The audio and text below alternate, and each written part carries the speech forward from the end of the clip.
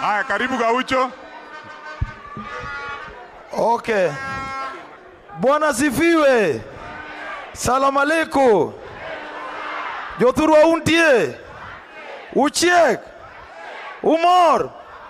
Mokwonga go pola ne family mar chairman mar ODM manomako mane soja mar baba mowewa. Lakini kata kowewa to spirit mare pod biro bede iwa kendo pod biro chungi baba kata kaine polo kuro kono gingo dinga.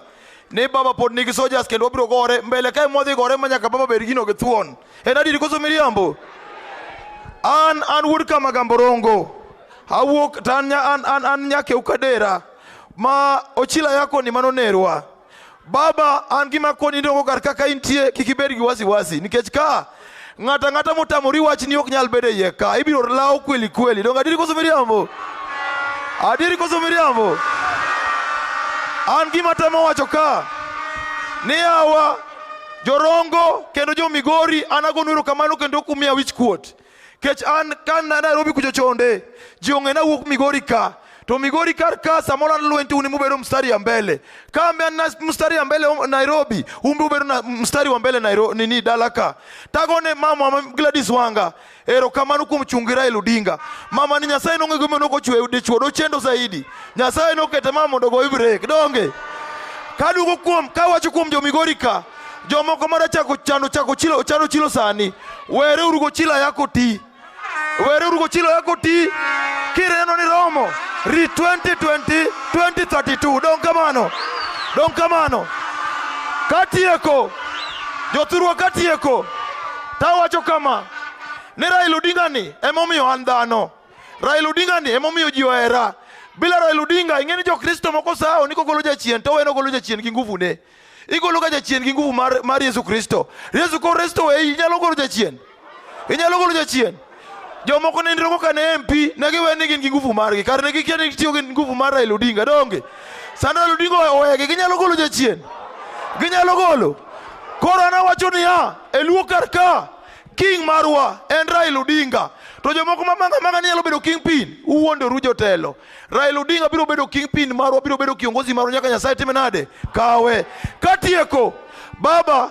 ana sana no lwenje mamba goyo through in to ka ng'iyo piny tang'iyo jok man mbele ka kata mbe jakom na ng'iyo ni nyako chilo ayako bedrongo kar kaka MP nyako wuogi baba pok yudo ng'ama nyalo keto rongo kar ka mondo bed republic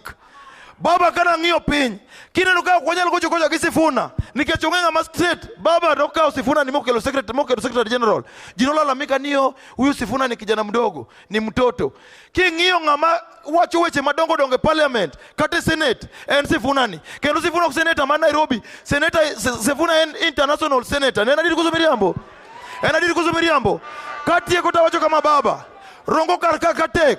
baba keta monda biagoni kar ka bed republic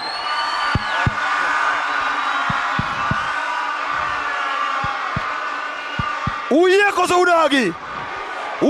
udagi nikech gwanga ni Homabay masaro makawendo karka to ng'anene wedi Boma County donge yawa gimia mo midfield mondago anyalo koso kanya goyo atieko kawacho kama Simba Rati wewe ulinifundisha kichwa ngumu wenu chila yako lakini sijui nini nimefanyika ndugu yangu ule kijana mdogo anaitwa Osoro anatujaribu unajua Osoro ajui wewe sisi ndio tunajua wewe